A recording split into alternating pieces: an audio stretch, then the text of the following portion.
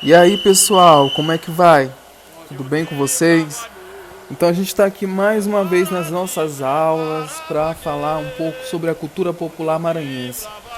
Eu falei para vocês na aula passada que a gente tinha aí um alto popular, né, uma peça de teatro popular chamada Alto do Bumba Meu Boi. E aí eu contei para vocês um pouco a história da Catirina e do pai Francisco, né, e de como tudo aconteceu lá entre eles, né, e como tudo serviu aí de pretexto para o desenvolvimento da festa chamada Bumba Meu Boi, certo? Então, aí eu falei pra vocês sobre a história, contei pra vocês sobre a história, falei um pouco pra vocês sobre a questão da cultura popular maranhense, né? E como ela vai juntando elementos de outras culturas, como acontece em todo o Brasil, não só aqui no Maranhão, mas em todos os estados brasileiros isso acontece, né? A junção de vários elementos culturais de vários povos, como da Europa, como os indígenas, como os africanos que vieram para cá, né, no tempo da escravidão, certo? Então, o Bumba Meu Boi não é diferente, ele vai juntar esses elementos, né? Elementos desses povos e de outros também que formaram a identidade ou que constituíram a identidade do Brasil, certo? Então,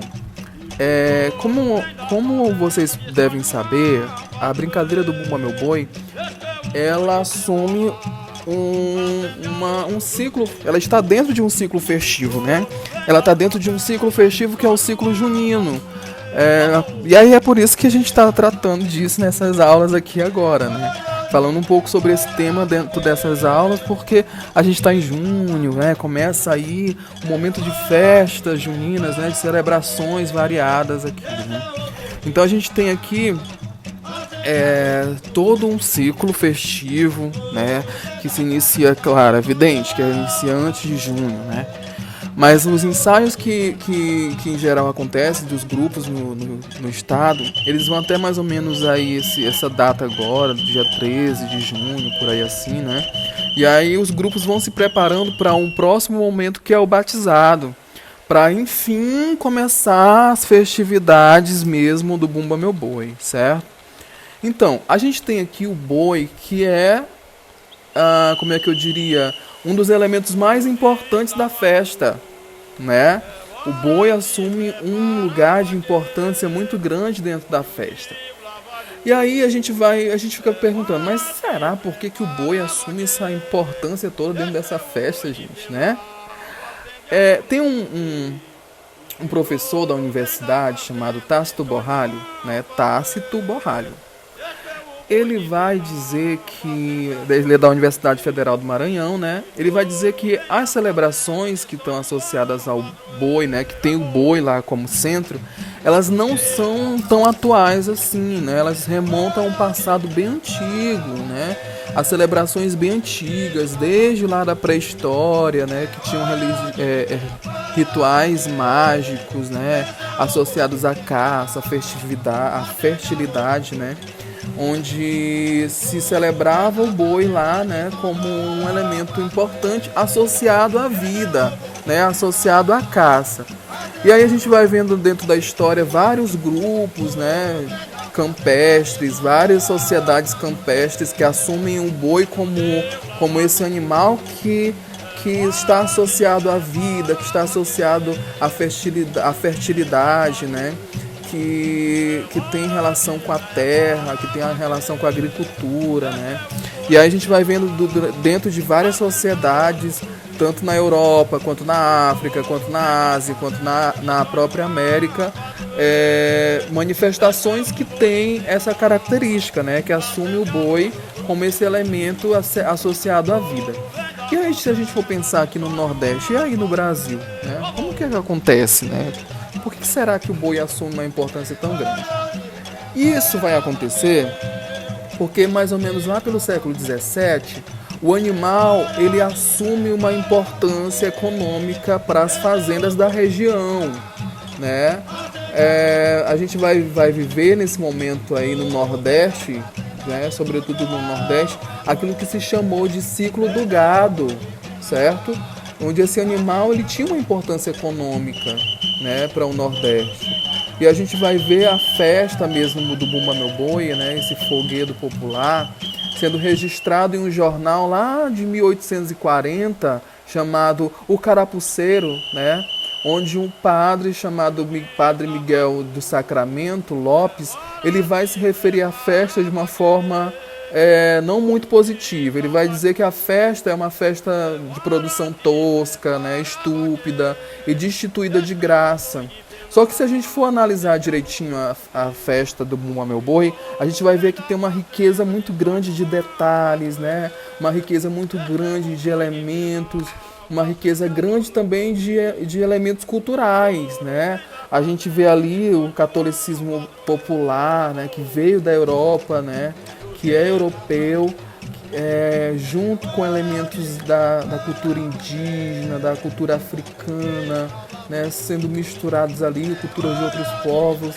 Então a gente está vendo ali que tem uma diversidade cultural muito grande associada a essa festa, né?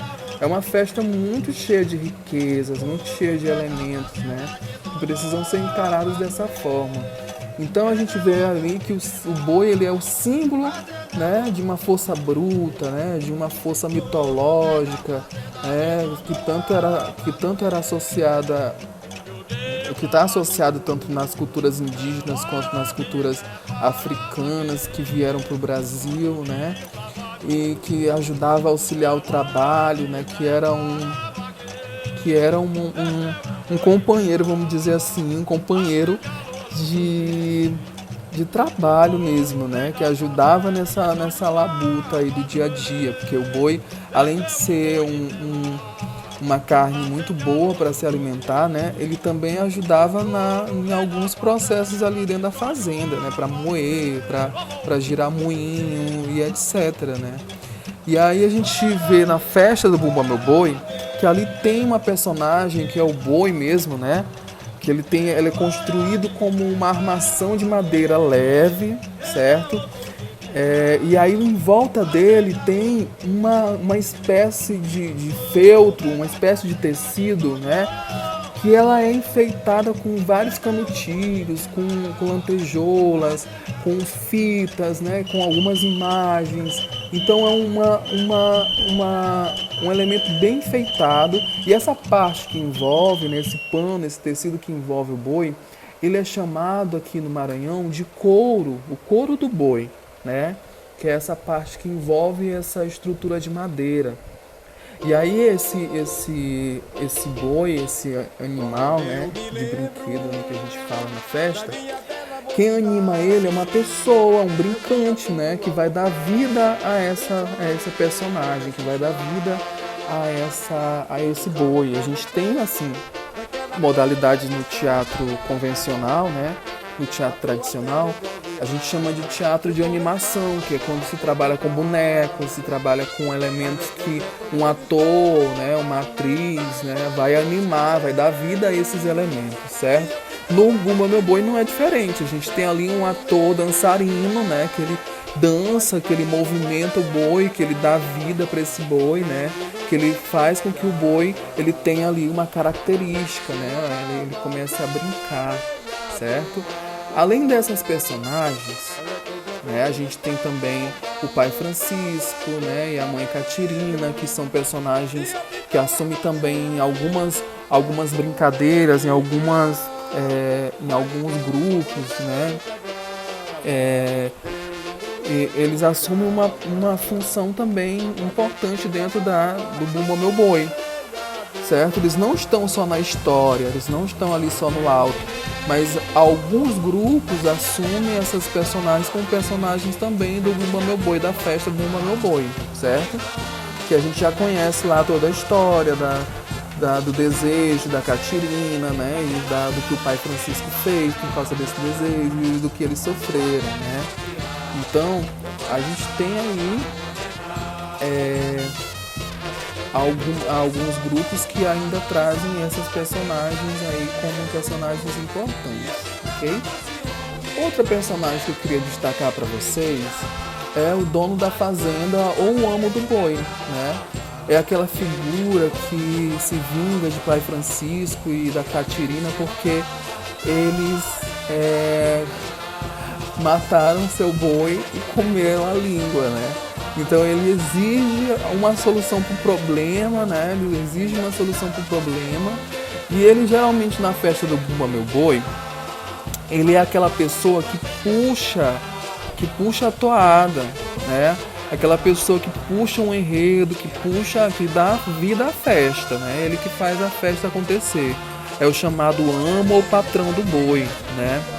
Outra figura importante da festa do Bumba Meu Boi são, na verdade, figuras, né? Que são os índios e as índias. Geralmente, os índios e as índias, eles usam algumas roupas enfeitadas com penas, né? Enfeitadas com canutilhos, com lantejoulas, né? São roupas mais leves, em geral. As índias elas trazem um peitoral, né, enfeitado. Os índios, alguns deles não usam peitoral nenhum, eles ficam da parte de cima do corpo sem roupa, né, e aí usam uma tanga lá para cobrir as suas partes genitais. Usa também alguns braceletes enfeitados com penas e cocares, né? A gente tem uma variedade de acordo com o grupo do Bumba Meu Boi, de acordo também com o sotaque, né? A gente vai ver uma diferenciação na caracterização, né, dessas personagens, na forma como elas se vestem, ok? Então isso vai variar muito de acordo com o sotaque do boi, de acordo com o grupo também, porque às vezes o grupo escolhe, né? O grupo escolhe como essas personagens elas vão se vestir, né? Cada grupo vai escolher aí um jeitinho de se vestir de acordo com o sotaque que se enquadra, né? Então isso pode variar bastante aí dentro da nossa cultura, certo? Outra personagem que eu queria chamar a atenção para vocês é sobre o vaqueiro, né? Esses vaqueiros, eles usam fitas, né, para enfeitar os seus chapéus, né? E aí alguns bois dividem, né, a quantidade de vaqueiros, dividem os vaqueiros.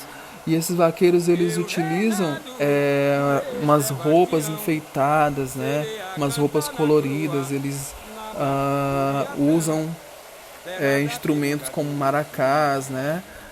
E dançam ali no meio da festividade, certo? Ok? A gente tem também uma personagem interessantíssima chamada de Kazumba ou Kazumbas, né?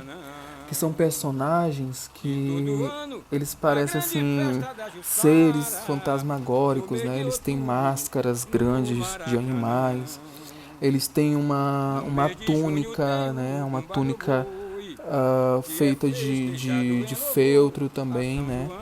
Que tem um quadril avantajado, né? E essa túnica é toda enfeitada também, né? Com canutilhos, com lantejoulas também, certo? E aí ele tem uma máscara que a gente chama de careta, né? Que aí ela pode ter forma de animal, ela pode ter forma de um, sei lá, de um monstro, de um fantasma, né? São várias formas que essa careta vai assumir. E acima das caretas, alguns casumbás trazem aquilo que a gente chamou de torre ou de igreja, né? Que são estruturas que parecem fachadas de igrejas, né? Ou que são torres que são feitas de isopor e que são enfeitadas, né? Isso vai variar muito. Aí na roupa do casumbá são amarrados alguns elementos, né, que fazem sons, né? Que eles carregam esses elementos que fazem um barulho peculiar, né? E aí essa personagem ela também vai variar de acordo com o sotaque, né? E a gente vai ter vários sotaques. E nas próximas aulas eu vou falar para vocês um pouco sobre esses sotaques, né? Sobre a variação desses sotaques. Mas aqui a gente fica com essa explicação aqui, com essa ideia de um modo geral sobre quem são as personagens da festa do Bumba Meu Boi, ok? A gente tem aí uma variedade muito grande de elementos nessa festa, né? E aí a gente vê uma junção rica de elementos culturais. É uma festa muito bonita, uma festa muito rica, certo? E eu espero que vocês tenham gostado, que vocês possam curtir, né, o vídeo e comentar também. Não me deixem falando sozinho, tá? Porque a gente fica falando sozinho aqui, aí fica meio estranho. É bom quando a gente tá junto, né? Quando a gente tá na sala de aula, que a gente pode compartilhar ideias, que a gente pode conversar, tá certo? E é isso, gente. Eu espero que vocês se cuidem, que bebam bastante água, que cuidem da alimentação, tá ok? E durmam bem também, certo? E a gente possa estar aí tendo uma qualidade de vida legal nesse período aí de reclusão, certo? E é isso. Que vocês fiquem bem e até a próxima. Tchau. Que vocês fiquem bem e até a próxima. Tchau. Esta herança foi deixada por nossos avós, hoje cultivada por nós, pra compor a história Maranhão. Esta herança foi deixada por nossos avós, hoje cultivada por nós, pra compor a história Maranhão.